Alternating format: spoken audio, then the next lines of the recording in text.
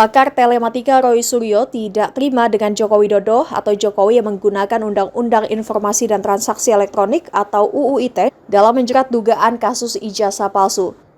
Ketidakterimaan Roy Suryo itu disampaikan kepada polisi saat diperiksa di Polda Metro Jaya terkait kasus dugaan ijazah palsu Presiden RI ke-7 Joko Widodo, Kamis 15 Mei.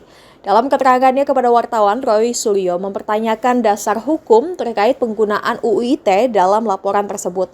Ia menyoroti tidak adanya barang bukti berupa dokumen elektronik dalam pasal tersebut yang digunakan. Roy menambahkan, pasal 32 dan pasal 35 UU ITE dirancang untuk menjerat pemalsuan data digital, bukan dugaan tanpa bukti konkret. Ia juga menegaskan pernah terlibat dalam proses perumusan UU ITE dan memahami maksud dari tiap pasalnya. Roy tiba di ruang pemeriksaan sekira pukul 10 pagi. Ia menuturkan telah menjawab 24 pertanyaan, sebagian besar terkait identitas pribadi dan kegiatan pada 26 Maret 2025 sesuai surat pemanggilan. Bismillahirrahmanirrahim. Ya, jadi Assalamualaikum warahmatullahi wabarakatuh. Waalaikumsalam. Salam sejahtera untuk kita semuanya.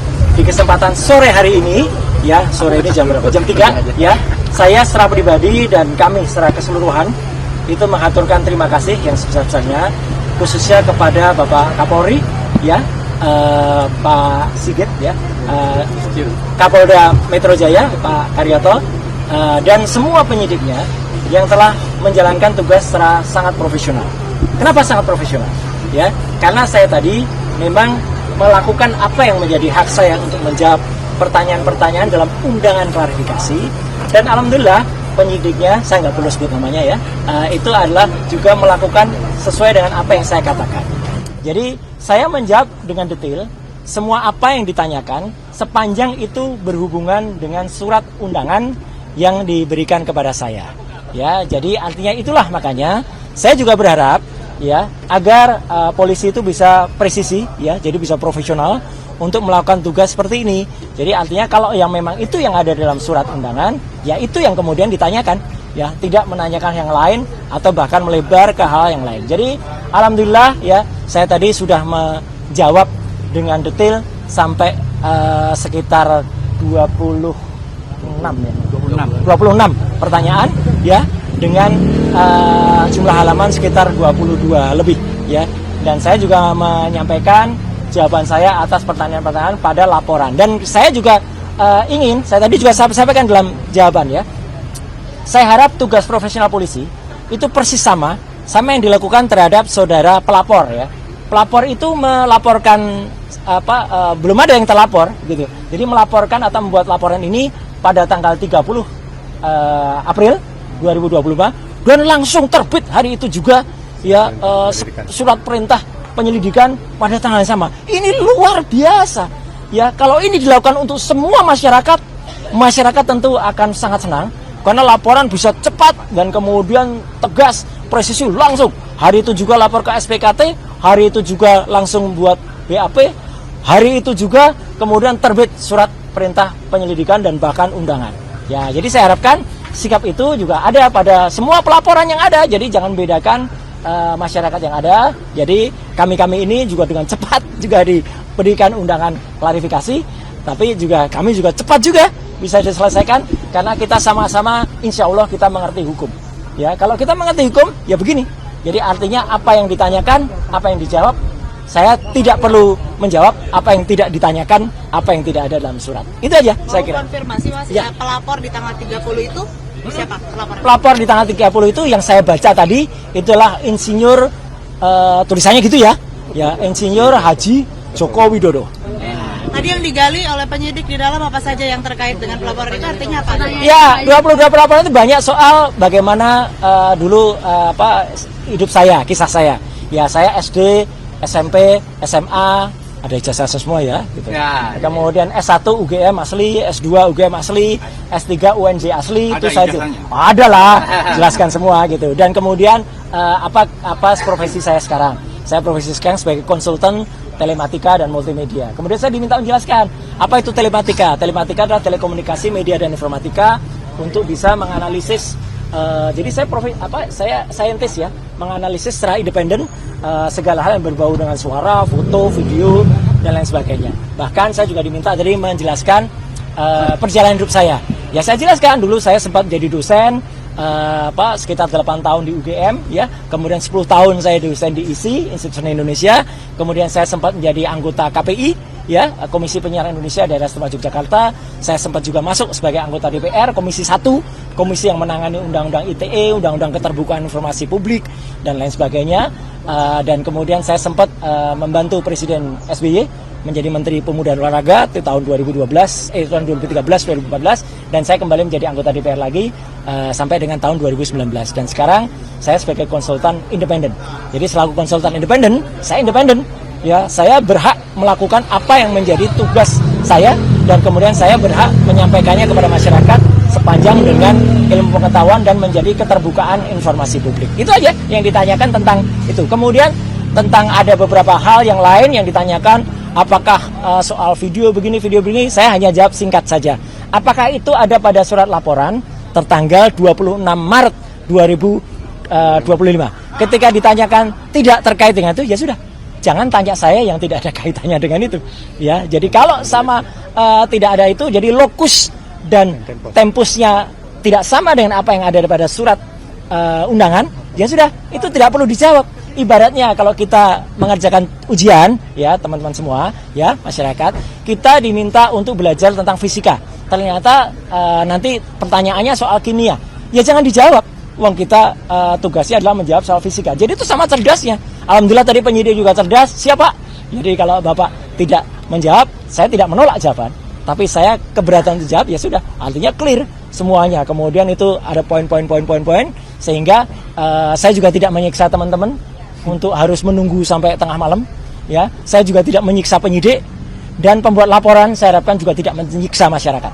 Ya gitu, dengan membuat laporan-laporan yang tidak ada gunanya atau tidak ada manfaatnya, ya bagi seluruh masyarakat. Saya kira itu. Video yang tadi dipertanyakan video apa sih? Video yang tadi dipertanyakan ya karena saya nggak lihat lagi karena saya dipertanyakan nggak ada hubungannya dengan itu, ya nggak perlu saya jawabkan. Itu. Ada pertanyaan lain mungkin yang substansi yang terkait dengan materi? Nggak ada karena video itu. Karena yang terkait dengan surat laporan itu, ini harus jelas ya teman-teman. Jadi ini clear banget ya. Ini clear banget. Jadi LP itu ada pelapornya, tapi lucunya nggak ada terlapor. Sekali lagi ya, tidak ada nama terlapor.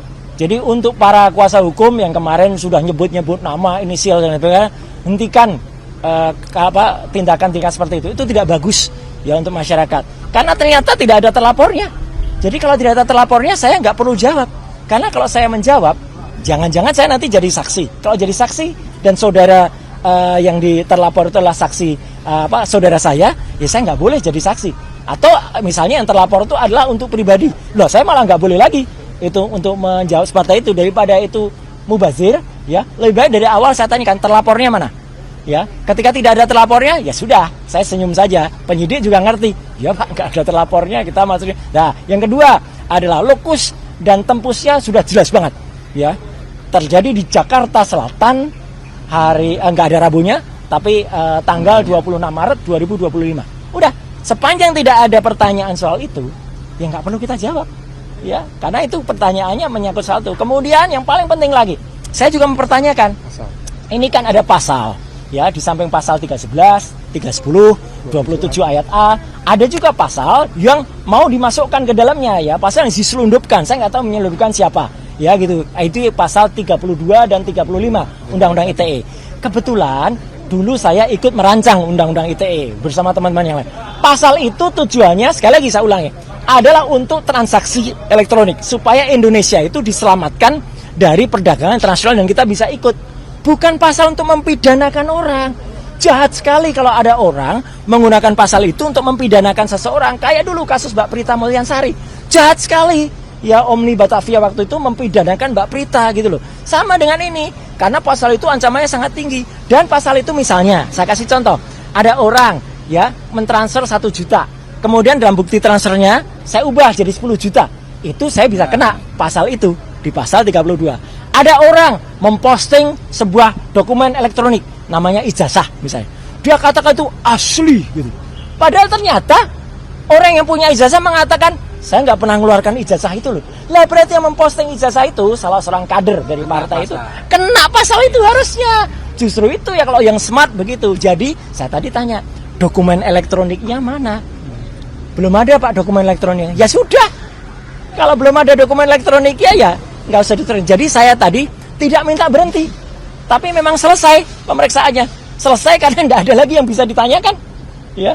Karena jawaban saya smart, sharp pada pertanyaan-pertanyaan yang harusnya ditanyakan. Dan penyidik sekali lagi, anak buah Pak Kapolda dan juga anak buahnya Pak Kapolri menjalankan itu dengan baik. Dia juga nggak ngeyel, ya. Dia tahu, oh iya Pak, baik Pak. Kalau profesional dan malah kita kasih kuliah tadi panjang, Mirga ngobrol di dalam bagus sekali dan juga bagus. Jam 12 tadi saya diberi waktu untuk sholat zuhur, makan, sholat, kemudian juga hari ini begitu sudah selesai, ya selesai, udah di print clear, semua sudah saya teken, tanda tangan, ya. Dan saya berharap hal yang sama terjadi pada teman-teman yang mungkin ikut diundang, ya. Saya harapkan mereka menjawab dengan sharp and clear and clean dan smart, gitu. Tadi next agenda kira-kira ada di Belum ada. Karena selesai. Karena pemeriksaan saya selesai. Saya tidak minta berhenti atau dihentikan, tidak. Ya, Anda tahu teman-teman, saya alhamdulillah sehat walafiat, ya gitu, jasmani. Meskipun rohani saya tadi juga bilang di dalam. Saya rohani agak lihat ini apa nih pasal kok banyak sekali kayak gini. Ya, gitu. Jadi kita juga berhak menanyakan loh. Jadi teman-teman, kalau diundang itu jangan seperti tiba-tiba kita dituduh sesuatu yang nggak jelas pasalnya. Pasalnya kita pertanyakan. Kebetulan pasal-pasal itu saya ikut membuat dulu.